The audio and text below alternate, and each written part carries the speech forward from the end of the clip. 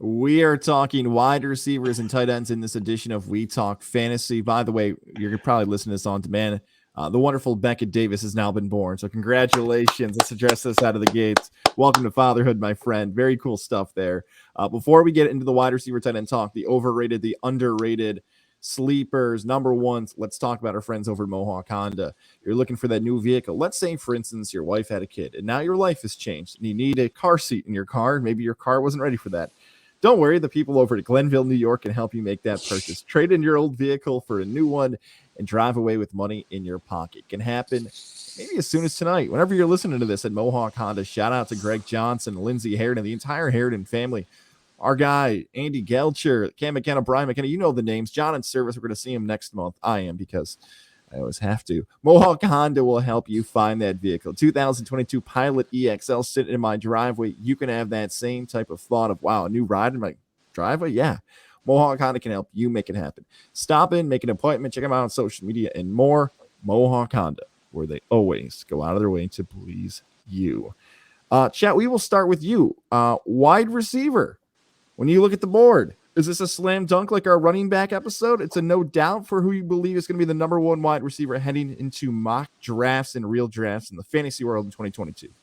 I don't think so. And I think if you asked us that question at the end of the last season, I think it would have been, and we all would have said Cooper Kupp, because he was just the epitome of consistency. And it was an unstoppable force last year, a season we'd never seen. With that being said, maybe I'm having some forgetfulness of how great he was, but I do think it's a more open competition this year, and you can have your guy and make your argument for a multitude of reasons, because there's a boatload of young, super talented guys. So with that being said, my number one, he was my breakout pick a few years ago as a rookie. Gaz already knows who I'm going to say. It's Justin Jefferson, baby. I think if I was going to pick the first wide receiver in a draft, which would probably be in the early mid first round, is where I would probably go after a guy like Justin Jefferson. And he's really just unguardable. Like, he's gotten better and better. Rookie year, 88 receptions, 1,400 yards, and 7 touchdowns. And then last year, with an extra game in the 17-game season, 108 receptions, 1,600 yards, and 10 tutties, 11 if you count the rushing touchdown. You've already seen a little bit of it in training camp.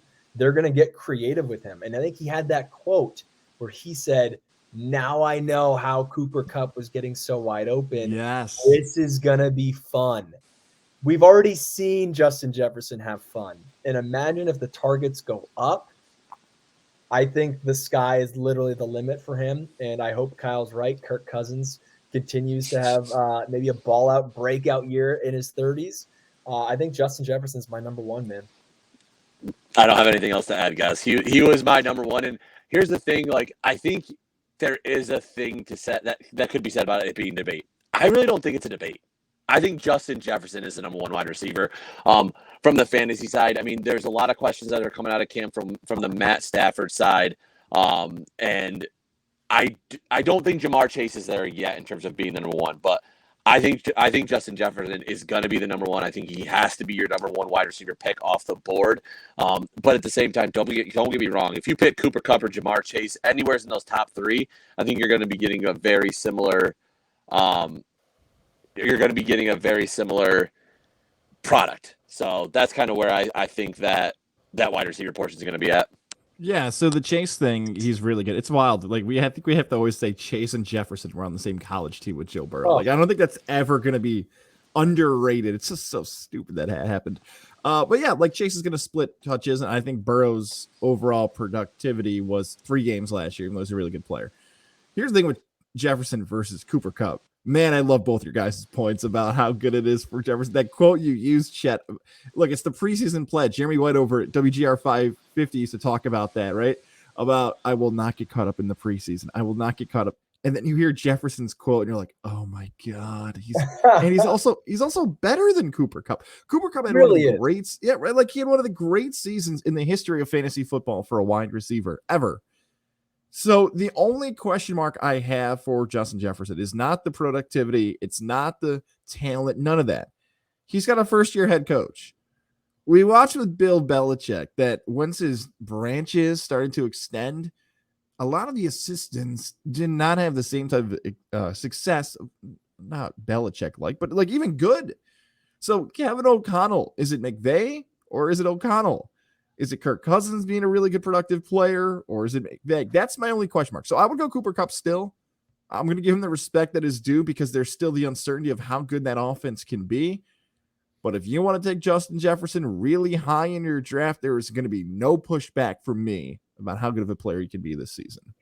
Guys, do you have any concern over, again, we don't like to overreact to camp news, but the Stafford arm issue, is that something that you're like, ooh, I wish I didn't know that? Because now one of two things are going to happen.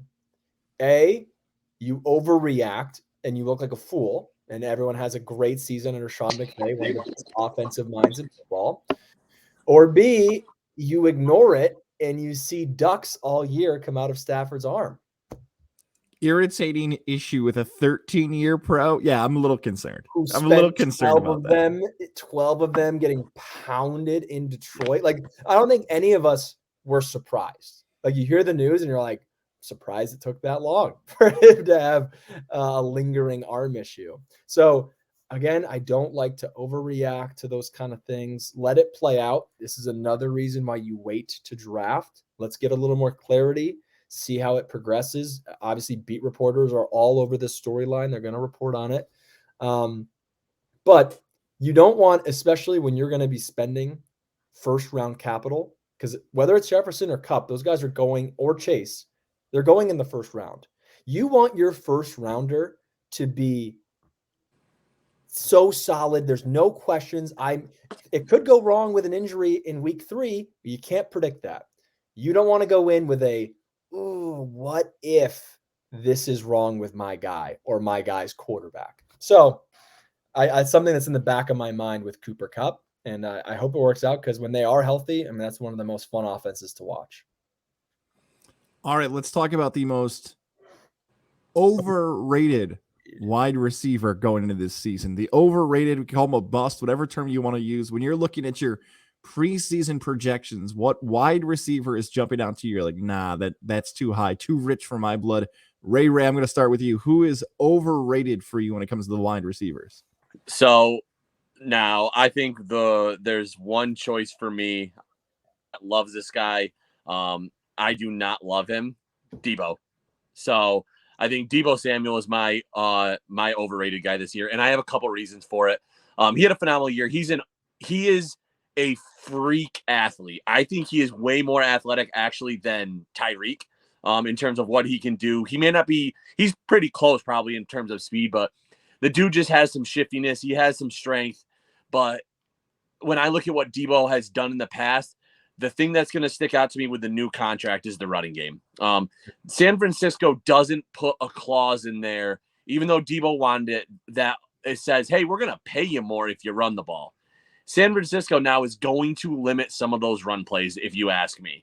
And now, don't get me wrong, a lot of those plays were within the goal line and stuff like that, but some of them were also explosive. I do think you're going to see a reduction in some of the rushing. Now, don't get me wrong. Could he easily be a top 10 running back? 100%.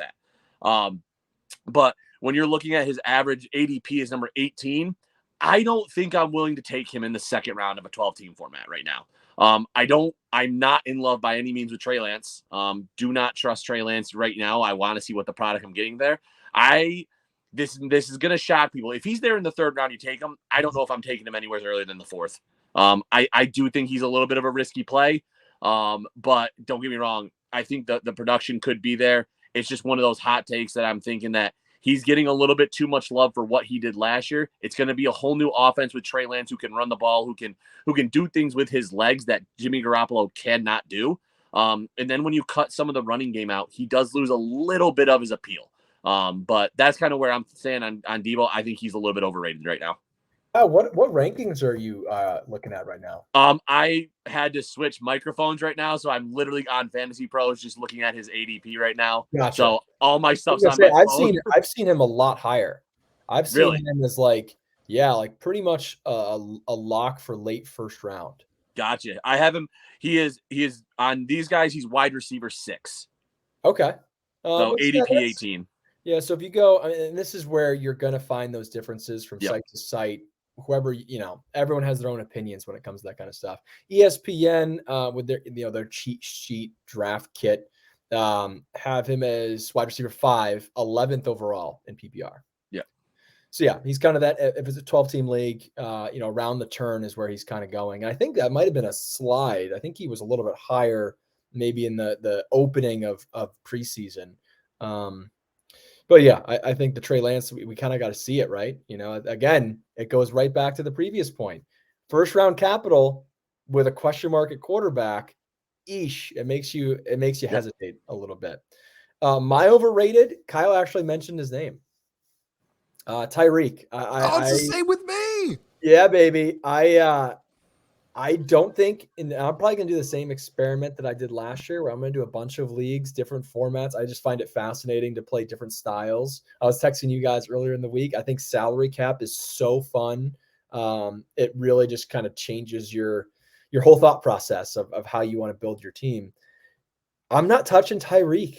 It's, as God said coming into this, it's too rich. It's too much to go that early on a guy where I think we can describe Tyreek at this point of his career, his years in Kansas City. He was just the ultimate home run hitter, right? Like early in his career, we didn't fully buy into his fantasy value because we thought it was kind of gimmicky. Like, oh, how many times can Tyreek catch the 70-yard bomb?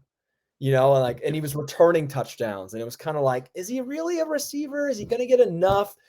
Fully developed into a more complete receiver, but still, what made him that top 3 wide receiver was the Patrick Mahomes bombs. Those, I'm going to chuck it up and find Tyreek somewhere down the field. We're not going to see that with Tua, and jury is still out if he can be a complete quarterback. I can tell you right now, he's not going to make plays. He's not going to make the plays that Patrick Mahomes did. It's just not going to happen. We're not going to see the bombs to Tyreek. Now, can they find creative ways to get the ball into the hands of one of the most electric, fast players in the game? We'll see. They have a great offensive mind with Coach McDaniel, but I think there's too many question marks there for Tyreek to be that same type of player that made him in the conversation of one of the best fantasy receivers. I think the other thing with Tyreek, sorry guys, is Jalen Waddle's a damn good wide receiver. 100%. Yes. And you have 2 legitimate number 1s on that team right now, which I find as a Bills fan in the AFC East, that is going to be fun in a couple years when Jalen Waddle's contract is up, because that's going to get ugly and they're not going to be able to afford both of them. But there's going to be choices there. Both of them are speedsters. Both of them are that. You can't run 2 underneath routes every single time. Like, it just doesn't work that way. So I love that pick too. Don't get me wrong. I'm staying very far away from both of them. Kyle, I'm glad you said that because that was actually my 3rd bullet point that I didn't look at my cheat sheet. I forgot to look at it because I think there's a chance that Waddle out targets Hill. I could see it. I could see it happening. And so if that happens, you're not going to see Tyreek Hill. I think you're going to see the earlier career Tyreek, where we're going to see week to week some duds. I think we're going to see that. I think we're going to see like 4 receptions for 40 yards and not that big, huge play that we consistently see in Kansas City. He's most likely to cost you wins than any of these top 30 to 35 guys, like to put up a donut, a 5. Just the only other things I can add to Tyreek Hill, because he was mine as well, is that he has every element of a player that should underperform. New quarterback, as you guys mentioned, Jalen Waddle, question marks for the running back position. And then within that division, you've got defensive-minded coaches. Yeah. Belichick, Saleh, McDermott. So you've got every element for him not to be as good. And someone's going to reach on. Look, is there a chance that Tyreek Hill in mid-October goes for a 200-yard, 2-touchdown game and wins you a week? Sure. But I feel like that consistency of week in, week out, putting up numbers is what you want. And Tyreek Hill is not that in Miami. I'm shocked if he continues to be that productive of a player. And one other thing, got a huge contract. You wonder about the motivation for any type of player after the big money is actually shown up. And you wonder about the sensibility of someone who says, I don't want to play with Patrick Mahomes anymore for the rest of my career. And where is he living now? South Beach. He's in Miami. Miami's different than Kansas City. There's a lot of distractions for a man who's worth how much money now? Yeah, he's going to have some fun. I agree. Let's talk about the most underrated wide receiver in this upcoming fantasy football draft. Underrated, but before we get to that, Lily and David Fine Jewelers, Route 50, the shops. Guys, it's underrated to get your wife something wonderful, a fiance, a girlfriend. If you want to spend hours doing your fantasy football drafts, you want to make sure your wife, fiance, girlfriend's not in your ear and texting you throughout the draft, take care of her. Head over to Lily and David Fine Jewelers. Maybe it's that earring, that necklace, that piece of jewelry she's been eyeing up. And you're supporting a family-owned and operated business. Shout out to Alyssa, shout out to David, and everybody who's helping you find what she's looking for at Lily and David Fine Jewelers. We're moving into the fall, right? It's an exciting time. It's football, but a lot of the fall weddings, which I've tried to outlaw over the last 3 years, it still hasn't happened yet. But you want to make sure she's looking good. Lily and David Fine Jewelers will help you find exactly what she's looking for, affordable, fits your budget, and more. Alyssa, David, Tammy, everybody over there, they've helped me. There it is. Got to show it off one more time to our visual audience, the wedding band, engagement ring, and more. They can do the same for you. Lily and David Fine Jewelers, when you stop in, tell them you heard about it from Godzilla Media, that you're going to get your fantasy football tips from these guys, and you're winning your league, and you're spending it on your wonderful significant other. All right, underrated wide receiver, guys. Chet, I'm going to start with you. Who is the most underrated wide receiver? So this guy, because if you heard the intro, we're also going to do a breakout, and this guy could be placed in either one. For me, the most underrated is Alan Lazard. I think how do you have an Aaron Rodgers top weapon ranked in the 40s or low 30s for wide receiver rankings? How does that make sense? Devontae Adams is gone, so a massive target share is now open. And there's not a whole lot of competition. Yes, they brought in Sammy Watkins, so he's new to the fold. We haven't really seen Sammy Watkins be anywhere close to a number one since his Buffalo days, and we all know about Sammy's hammies. Yeah, you have some interesting rookies out there in Christian Watkins and Romeo Doubs has probably been is his last name Doubs? I actually haven't heard people say it. I've just seen highlights. Yeah, right. And same, I believe it's Doubs. He's Mr. Highlight right now. Oh my gosh, he's been one of the biggest talks across the league in terms of guys of like, ooh, deep sleeper, Romeo Doubs. Alan Lazard already has the connection with Rodgers. He said it in almost every interview that he has trust in Lazard. And it's like meet the Fockers or meet the parents. You got to be in the circle of trust when it comes to Aaron Rodgers. And right now, I think Alan Lazard's the only one in there. And so back-to-back MVP, I don't care if he's doing drugs in the offseason. I want the number one option for one of the best quarterbacks of all time. And right now, that's Alan Lazard. Ray, before you go, I just got to stop real quick because I have him as my breakout. And I just got to add one other point to the Lazard thing because I'm going to find another breakout. We've done this for 15 years with Aaron Rodgers. From Devontae Adams to James Jones to Jordy Nelson to Big Bad Bob Tonyan to Jermichael. We have done this for 15 years that, he's lost a target. He can't. I'm not going to buy it again. Like, Lazard's going to have a huge year. Like, we cannot keep falling for the same trap we've fallen for 15 years. My breakout was Lazard. I'm going to get you another one later on, but great pick by you, Chet. Ray, go right ahead, man. Can I just say one more thing that kind of just like furthers the point? So you're telling me that Joe Burrow is going to produce 3 fantasy relevant receivers, 2 of them in the top 10 potentially, but Aaron Rodgers isn't? Come on.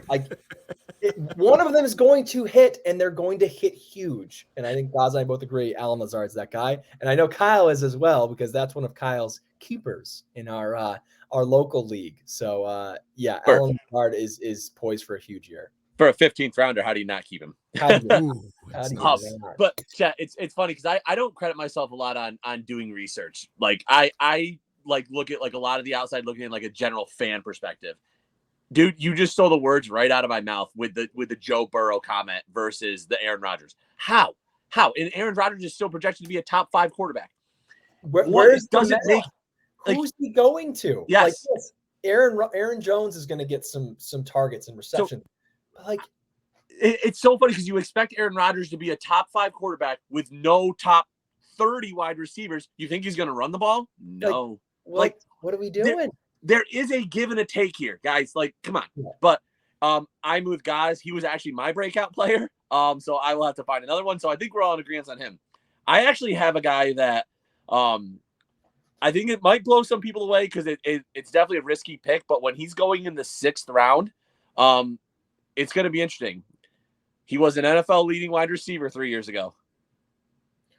Juju? Michael Thomas. Thomas. So, obviously, he's been removed from football for 2 full years now. He's had a ton of injury problems. He hasn't played, but he is going to be back, hopefully, to full form. He was getting 33% of the target shares when he was healthy in 2020. Now, granted, that's with Drew Brees. There's one factor that Drew Brees was never really able to fully take advantage of with Michael Thomas that Jameis Winston will be able to, and that's his deep ball. So Jameis has a rocket arm. We all know that. How accurate. Reminds me of a young Josh Allen a little bit. But Michael Thomas creates separation. Michael Thomas is really quick off the ball. He got 1,700 yards on like 100, almost 150. I think it was one catch off 150 when he was the league leader in receptions. But he balled out, and we sleep on some of these guys that get hurt a lot. I think Michael Thomas, while he should probably be more the breakout, I think he's still one of my most underrated wide receivers. I will gladly reach for Michael Thomas this year if all the reports coming out of camp still say he's practicing full, he's going to be healthy, and his coaches still are going to utilize him the way they are. So he's looking around the 6th, 7th round in a lot of different areas, but he's wide receiver 32, 30 on the list that I'm looking at.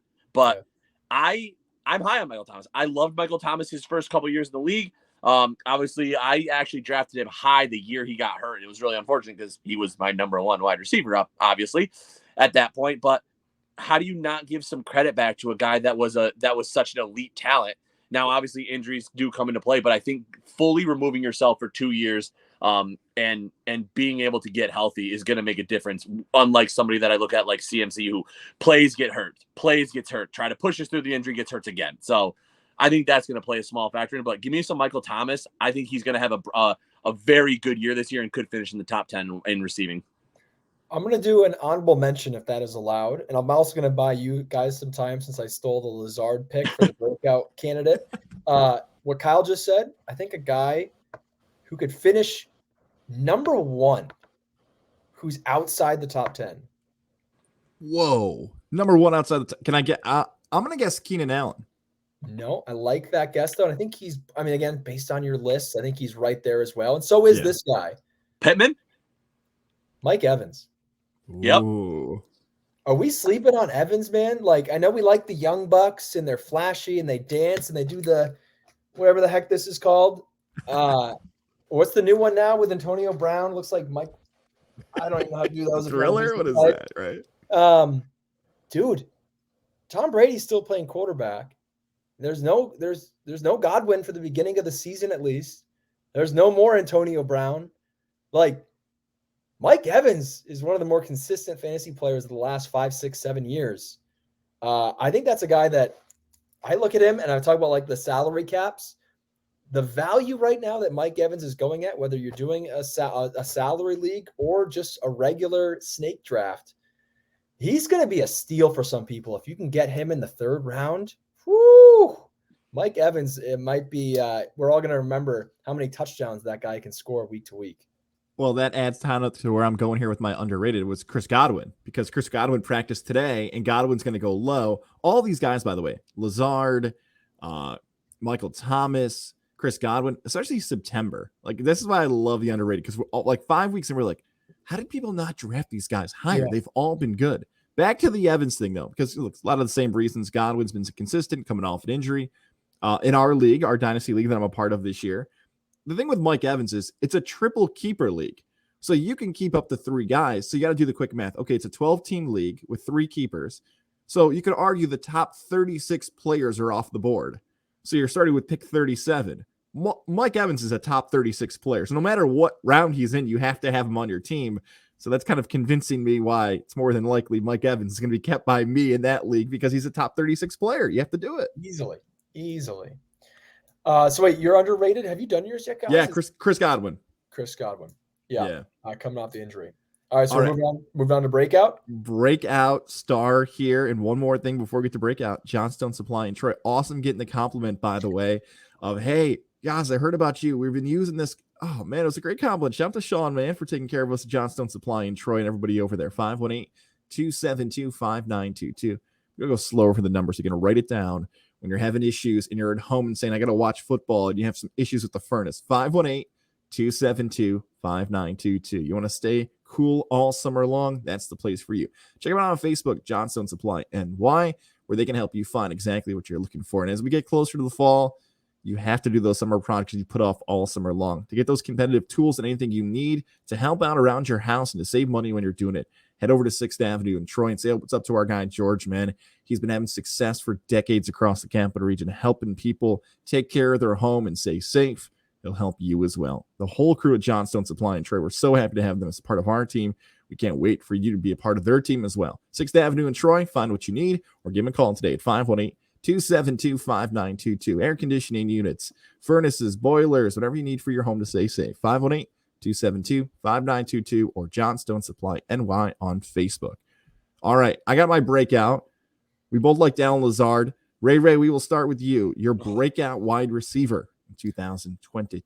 Would you like me to go, or are you ready, Kyle? I go to Chet if you want. I got it because I'm scrolling through this list because I really was sold on Lazard, but we're not gonna go back. There's one guy actually that now that I'm thinking about it, he's gonna play a similar role that Debo played last year in the same conference. Give me some Rondale Moore. Oh, you son of a! You got him too? No way. No, he's my deep sleeper. Oh, dude, I think this could be Rondale Moore's year. No Hopkins to start the season. Let's be honest. AJ Green, you're done. And then you got Marquise Brown, who knows how to run straight and drop the ball. Don't forget that. That's right, of course. Yeah. But what Cliff Kingsbury has said is that I kind of hinted at the Debo Samuel. If I'm not mistaken, he has been talking about using him as almost a handoff kind of guy on gadgets and deep sweeps or deep sweeps. What the hell is that? And sweep plays and stuff like that, like you saw Debo play. I had the pleasure and sometimes the misfortune of watching Rondale Moore play a lot when in the Big Ten at Purdue. The dude's really good. And he's only gotten better. I think he was severely underutilized last year in that Arizona offense. He can be used in a multitude of different ways. They also have a really hard schedule this year. They're right now ranked the 27th hardest schedule in the NFL. So he is going to be available late. So deep sleeper for sure. I think this might be Rondale Moore's year because once Hopkins comes back, I think at that point Rondale Moore will have, to be honest, I think the number one wide receiver role locked down. So obviously he'll take a step back behind Hopkins, but with the value of you getting him in the 10th plus round, he is going to be a very viable wide receiver too, or probably one very solid flex play every week, specifically early in the season. Yeah, and just to hop in, because that is my deep sleeper, I think we give up too quickly on rookies. We expect them to come in. We have all the hype. They're the new kids on the block in fantasy. Like, ooh, look at my new toys. And, coming into that rookie year, it was all about the speed. And is he Tyreek Hill? And he didn't do that right away, and that's okay. But, yeah, like Kyle said, he didn't have the biggest role as a rookie in that offense and wasn't on the field all the time. Now, quickly, as a sophomore in the league, he's now one of the more veteran presences on that offense for Kyler Murray. Christian Kirk is in Jacksonville. D-Hop is suspended. Kyle mentioned AJ Green is a lot older. So it's really Marquise Brown, Zach Ertz, and Rondale Moore. And I think in terms of explosiveness, give me Rondale Moore all day. So, yeah, that's a guy to keep an eye on late in your drafts. He's not going to cost you a lot.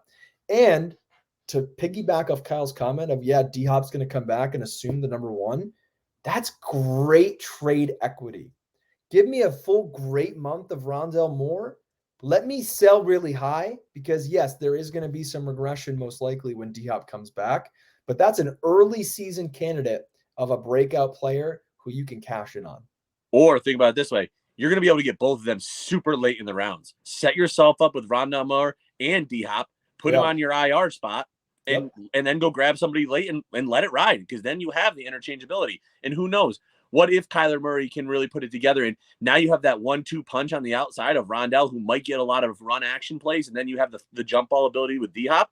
You've got a solid wide receiver 2 and a flex option every week with those two in a high-powered offense. You can't deny that.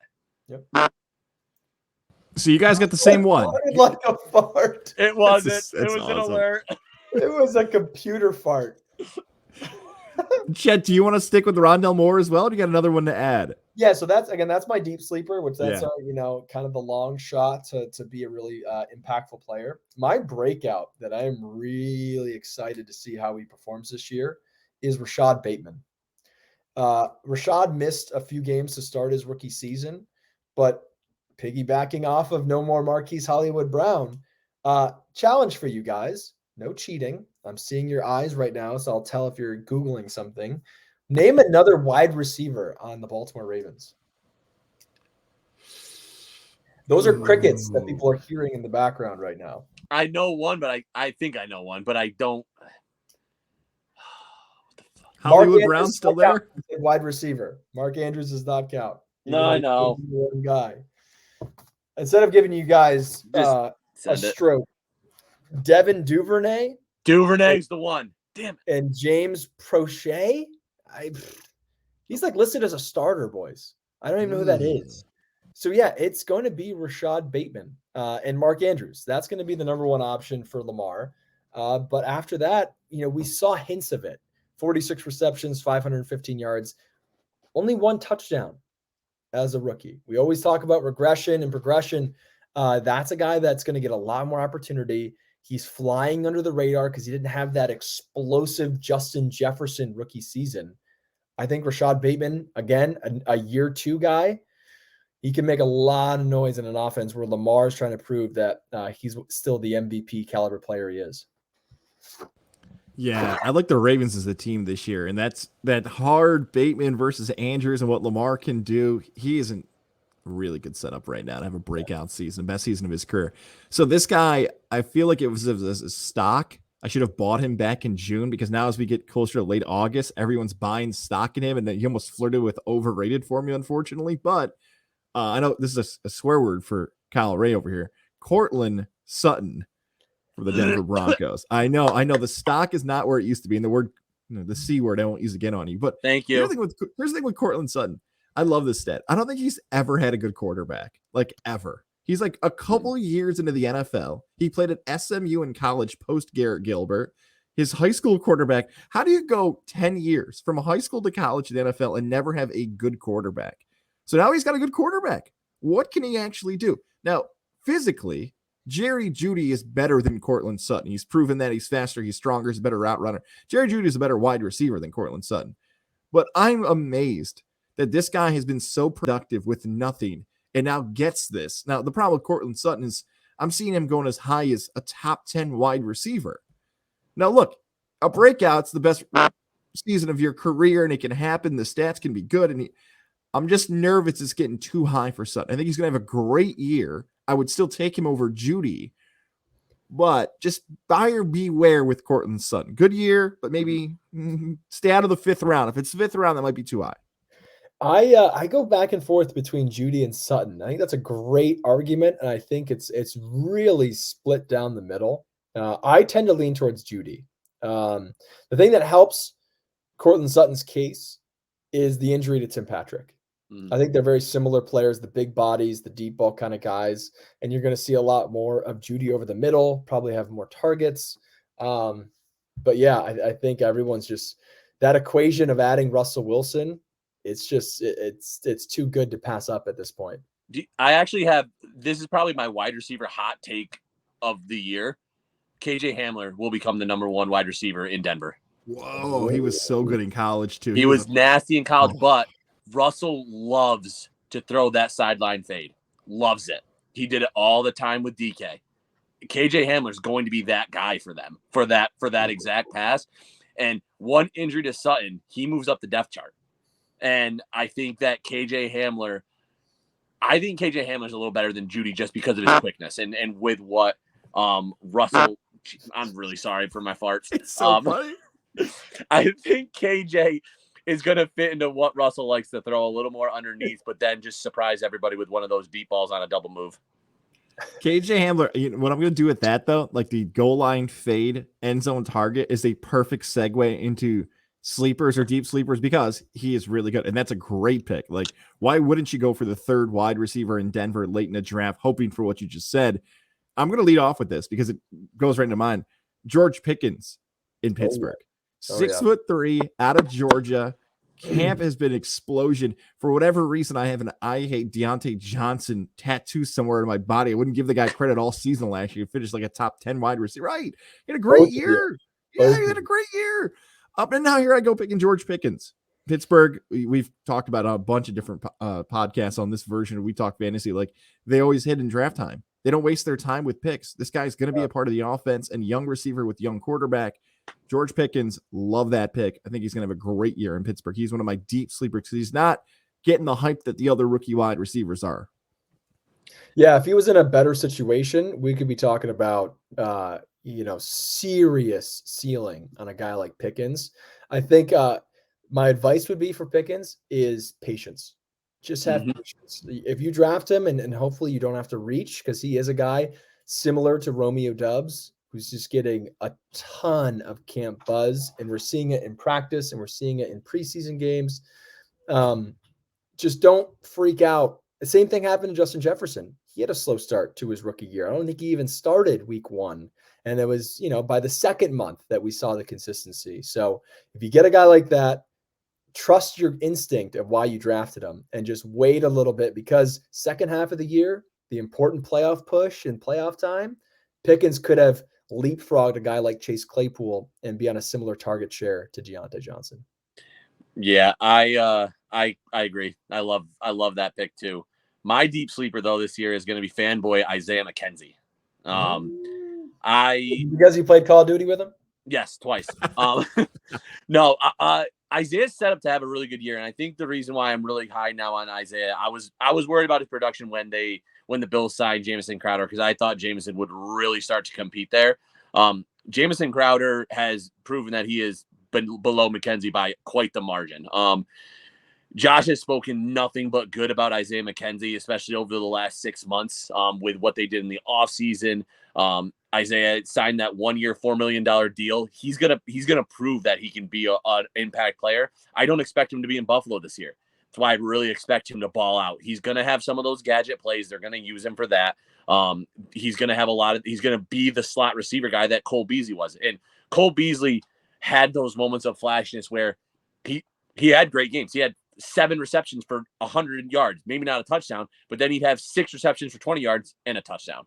Isaiah's better in a lot of facets, I think, outside of catching the ball than Cole. He's faster. He has a better route running. He has a great understanding for the game. He did have a tendency every now and then to drop some passes. However, I think this year, Isaiah McKenzie coming in with Josh Allen when he was a rookie, fighting for a contract. This is the contract year for getting a $4 million deal. He's going to prove that he can go be. I don't think he'll ever become the point where he's the number 1 wide receiver for any team, but he's going to want to go and be a number 2 somewheres, because right behind him, and part of the reason I don't think the Bills are going to keep him is Khalil Shakir. So give me Isaiah McKenzie as a deep sleeper this year. I think he's going to put up some good numbers, and he's going to compete with Gabe for that number 2 wide receiver spot at some point. And you guys know how much I love Gabe Davis. He's going to put some pressure on Gabe to be that number 2 wideout. Kyle, who's better at Call of Duty, you or Isaiah? Oh, me by a mile. Isaiah's actually not great. But he's got better trash talk. Sure. Just don't repeat anything that he says. Let's not discuss that. I like our sponsors. Oh, and moving on. Chet, who you got? All right, but Rondell Moore, man, he's my guy that I think is a guy to look at late in your rounds that could make some early noise. If I was going to do a quick little scan, oh boy. No, oh yeah, we're back on it now. Let's see if I can find someone else. All right, last one that I'll do is Jalen Tolbert. I think he's another guy to keep an eye on with the injuries in Dallas. Dak Prescott has been able to produce 2 sometimes 3 fantasy relevant receivers if you include Dalton Schultz. So now that Amari Cooper is gone and the injury to Michael Gallup, Jalen Tolbert's a guy that might get a lot of targets early on in a young career. So if he can build some of that confidence, Dak can get confident in him. CeeDee Lamb's going to get a lot of double coverage. So Jalen Tolbert might have some good one-on-ones early in his career. So on this episode title, by the way, it says wide receivers and tight ends, sleepers, bust, all that stuff. Here's what's happened with the tight end position. It's been awful. Like, let's just be honest about it, right? Like, especially in non-PPR leagues, we are approaching a spot here with the tight end position where weekly kickers and defenses are going to weekly outscore tight ends. So, right, like Justin Tucker and like intercept. That's the point we're at for tight ends now. So I think this is better value for somebody who's listening for a tight end rather than do a half hour on potentially half your roster not being on your team. I'm going to go first and let you guys have the floor after that of, I guess, your overall thought on the tight end position, whether it's an underrated player, an overrated player, how you draft. What I'll say about tight ends is this. Unless you're getting Kelsey, Andrews, you know what? Just Kelsey and Andrews. Pitts is third. He had 1 touchdown last year. You can wait, like really wait on a tight end. My best advice would be if you don't get Andrews or Kelsey by the 4th round and they're off the board, I would just go get a tight end with a really good quarterback. Like I'd take a flyer on somebody in Denver with Russell Wilson like years ago that happened with Peyton Manning. I would take a flyer on Big Bad Bob Tonyan, who got a second shout out on this podcast about wide receivers. That would be my strategy. Go after a tight end on a really good quarterback team or Andrews or Kelsey. Hell, draft both if you can. I know I did that last year, but I don't feel as confident about that in 2022. And just play the stream after that. Just like you kicker and defense tight ends, it's a bad time for fantasy tight ends. I'll let you guys either one to take the floor of if you've got any names to look out for, how to handle the tight end position now. Yeah, I actually tend to like the guys in the middle as well, which plays into your part of it's deeper than it usually is, and that you don't have to panic if you don't get the early guys. So if you don't want to be the guy that reaches for a tight end, you can get some great value with a Darren Waller in the middle rounds or a George Kittle. Like those guys are going to produce some pretty big games that a lot of tight ends couldn't even dream of having on a week-to-week basis. Some of the deeper flyer guys that I'm looking at, I'll give you three names of guys. If you really want to wait, guys that are in that breakout sleeper underrated threshold. Cole Kmet. He kind of goes against what Gaz is saying of pick a tight end with a good quarterback. We don't know what Justin Fields is yet, but I actually like that for Kmet because there's not a lot of receiving options out there in Chicago. It's Mooney and it's Kmet. And so you have a second-year quarterback who's probably going to try to speed up his decision-making. I think that's what kind of killed him last year, and it was the position that his head coach put him in. Get the ball out quicker. Let's get some quick checkdowns.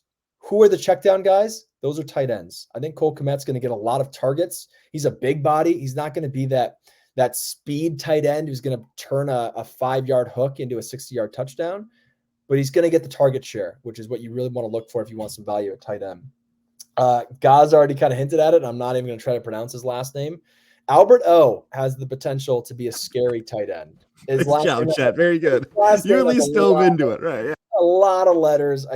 I'll learn it by the end of the year, Albert. I promise.